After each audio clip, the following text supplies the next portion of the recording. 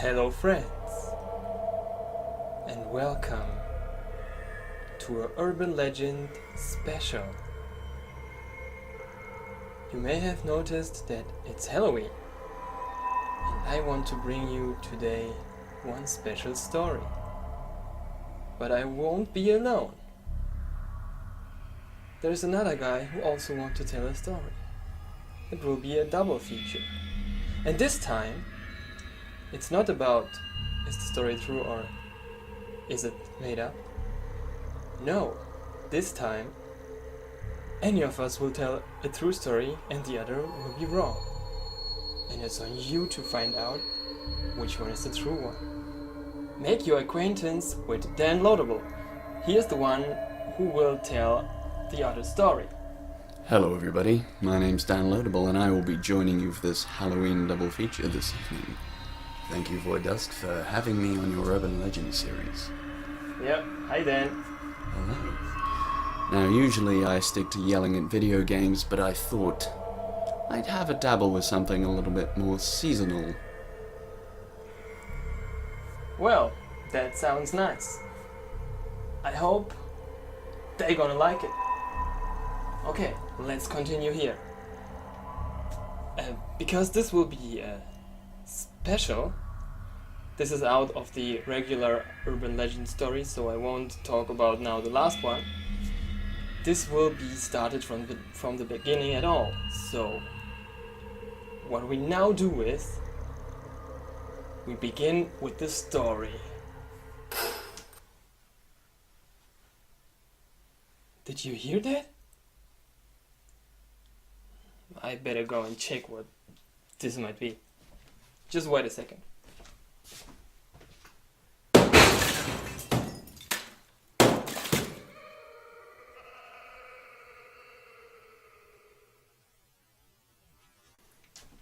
Oh my god.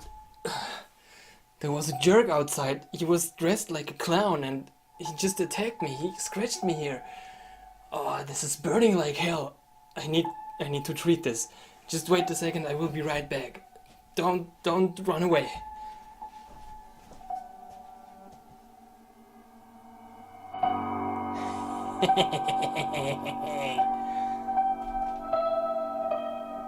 Hello.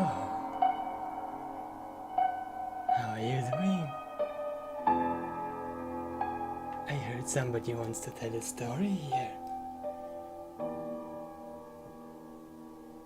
Wait, let me tell you my story. Let's go.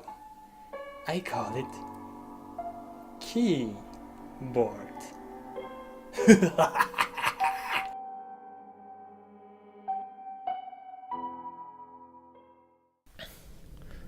Oh, I didn't even notice. It's Halloween again. So it's 1 year ago since it happened. I'm bound to it, and sometimes it's even leading me. So it's Halloween all the time for me since that occurred. You're confused. Well, then let me tell you the story from beginning. On that Halloween day, it was heavy rain outside, and instead going to one of those numerous Halloween parties, what would be appropriate for teens in our age, we decided for some real Halloween action.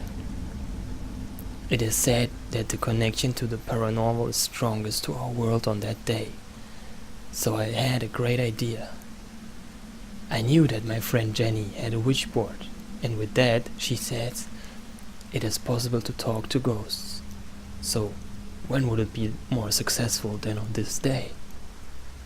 We just needed a fitting location to do this, and here I also knew a guy who was living in an old house out in the woods. Daniel's house was quite big. He inherited it from his grandfather. The whole house was always cold, maybe because of many leaky spots, and the fact that it was mostly made of wood. But Daniel didn't really care. He used the basement mostly for living and also for his work, which was mostly doing music and such stuff. Because of its age, the basement had a rustic touch, and with faint candlelight it felt very creepy down there. Well, of course, if you don't consider Daniel's equipment all around.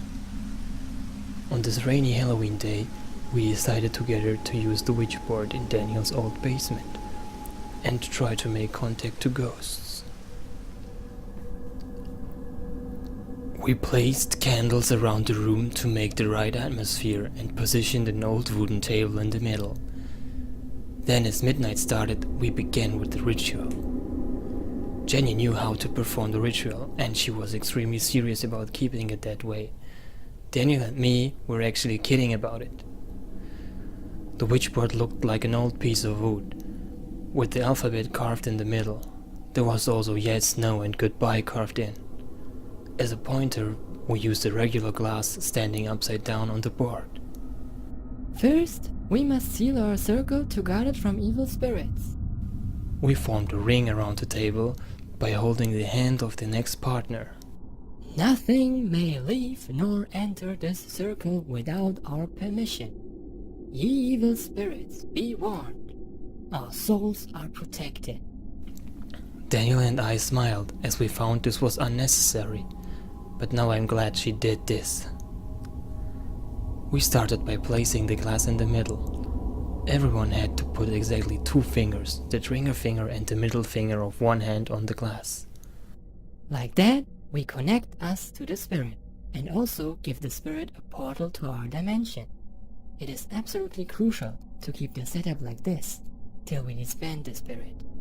It felt like a warning, as if we will be attacked by a heavy blow. At this point, I thought she's putting too much acting into this, but we wanted to see it out. First, we decided to call a known spirit. Since this was the house of Daniel's grandfather, it seemed likely to call for him. We want to talk to Edward Mills. Jenny harshly interrupted him and made him clear that this is not enough. Any Edward Mills ever existed could come here like this. You must add birth and death date. Daniel knew only the death date. We want to talk to Edward Mills. Died 15th of August 2014. Jenny lowered shortly at Daniel, and then we all focused on the glass. After 5 minutes, it started to move slowly to yes. To be honest, I was surprised. Also, Daniel's face looked alike. Jenny's expression was unchanged though, like she expected this. Daniel's expression changed into happiness, and he started to ask questions about the afterworld. After he was done, and Jenny seemed a little annoyed by him, the glass started to move again. L-E-A-V, and it stopped. This time Jenny's expression was surprised. She mumbled something like, "They don't stop." 1 minute later, it started to move again, and also faster this time. CLOSEYOUREYES.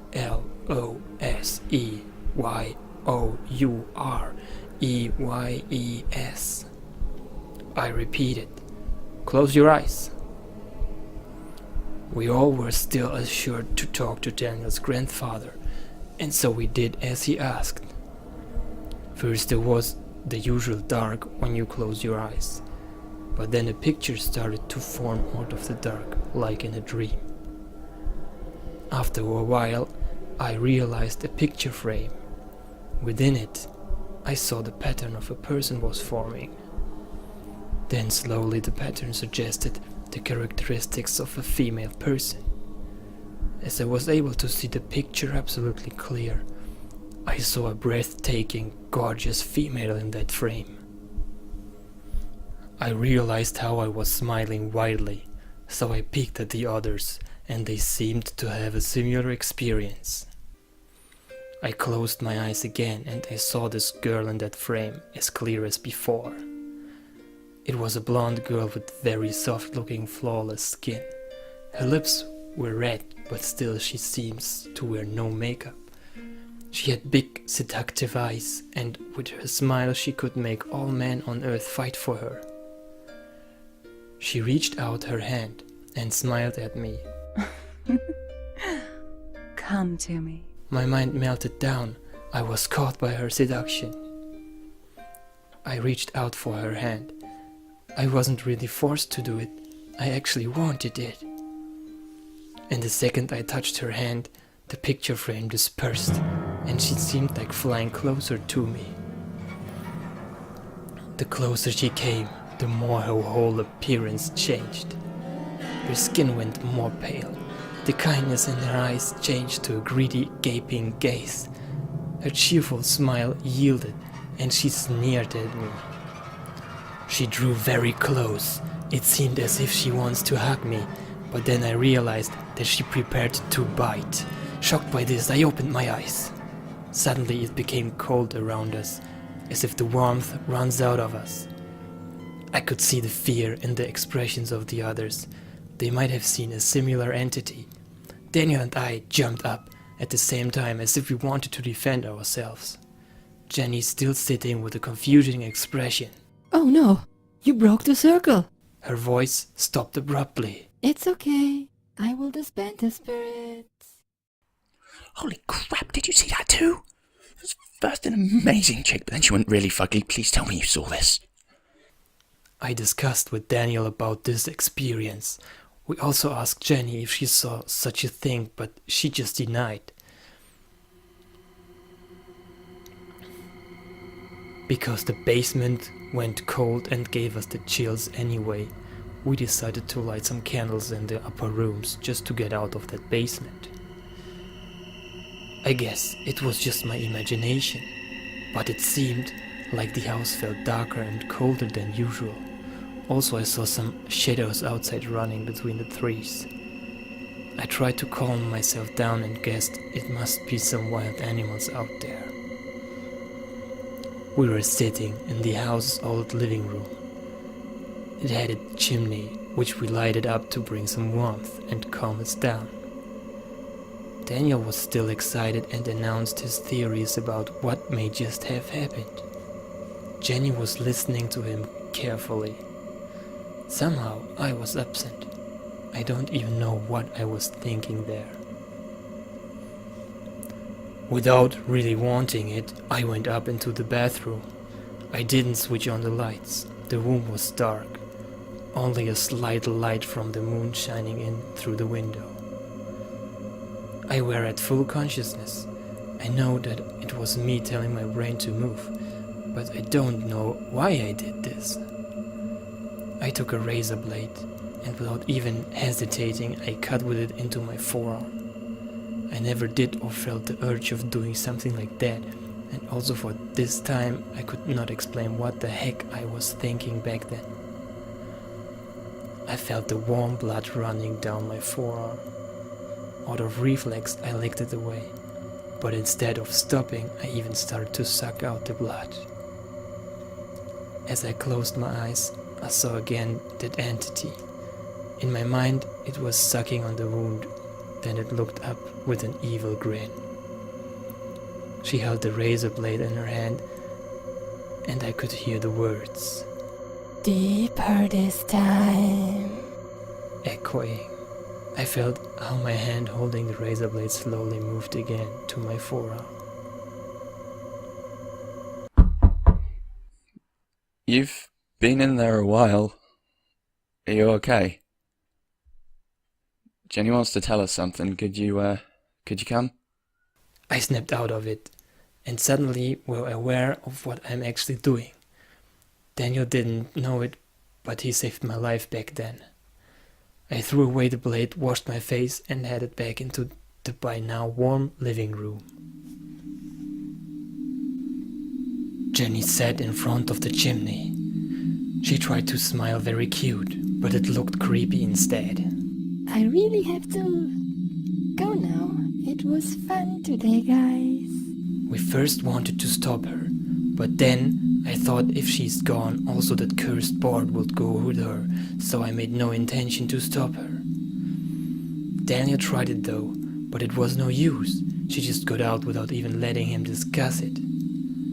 I didn't want to tell Daniel what happened in that bathroom, but still I wanted to know if he also saw this chick again. To my surprise, he said he didn't. I started to believe maybe I was too sensitive and were imagining things triggered by this board. There must be some reasonable explanation. We called it a night and I went home. I really believed when the day is over and that board isn't closed anymore, those strange happenings will end. 1 week later, I was still seeing that thing in my dreams. Almost every night was a nightmare. It also tried to make me commit suicide, but I was strong enough to prevent it. I think if Daniel wasn't there in the first place, it would have been successful in the first time. Later I saw it in the news. A young boy was found by his father in his old house in the woods. No sign of breaking in, but his corpse showed that he must have been attacked by wild animals. Investigators assume that he let them in somehow. I was certain. It wasn't anything like that. He must have also been assaulted by that thing. Until today, I wanted to contact Jenny, but even as I were at her home, her mother opened the door and yelled at me. She smashed the door without giving me any information. Later I found out that Jenny is a mental patient in our capital town's asylum. She has been brought there after several times of suicide attempts. I know that I can't go to any doctors because if they see what or actually I have done to my body, they will only send me to that asylum as well. I also tried clerics of different religions, but they only gave me those blessings, which were mostly just words with no use. Recently I decided to search for occult healers and even guys who called themselves black mages, but all of them, especially who had an announcement in the newspaper and so on, were just betrayers out for money. By incident I found a blog of a very weird guy who's writing a lot about ghosts and demons. I tried to make contact and finally got a number to call. There was a guy just telling me I should wait at night in this park here. I mean, I have nothing to lose. Actually, being assaulted and killed by any serial killer would be the best what could happen to me right now. Being lost in thoughts, I didn't realize that there is a guy sitting on the opposite bench. It is too dark to spot his face. He is also wearing a hat and a trench coat. As I said, I have nothing to lose, so I will go there now. Are you this guy from the ghost blog? It is breaking the rules. It is bound too long. Gaining too much power. Can I get rid of it? You know about it. Can you see it? I have seen a lot of spirits. Evil ones have a distinct color. Maybe you can help me then. What can I do to get rid of it? Can you remember where it possessed you? It was during this witchboard game. It's not a game. Solution is easy. Go back into the circle and disband the demon properly. I'm screwed. The circle is broken and cannot be reassembled. What can I say now? What can I do? Damn it! I see. There is one malicious option you still have. Tell your story to as many people out there as you can find. Tell them about every detail. Let them open their minds to your story. This will connect their minds to you and hence to the demon. Since your body is worn out anyway, the demon will prefer fresh, new bodies.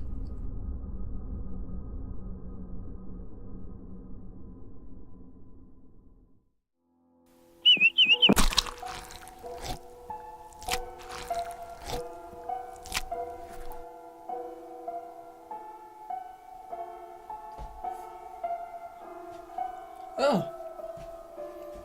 Yeah, there's somebody. I'm sorry. I was just eating some. It doesn't matter. How do you like the story? Is it nice? So well.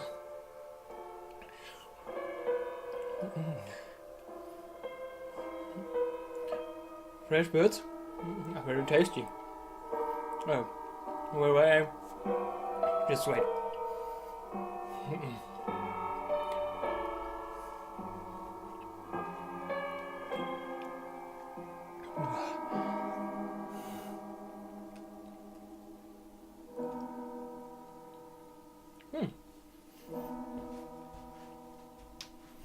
So, alright.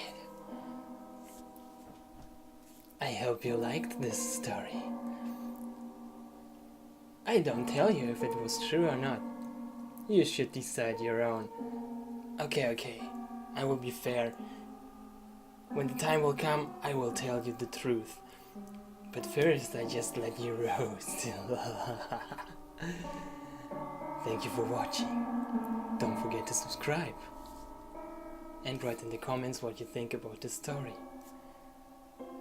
I will see you next time. Bye bye.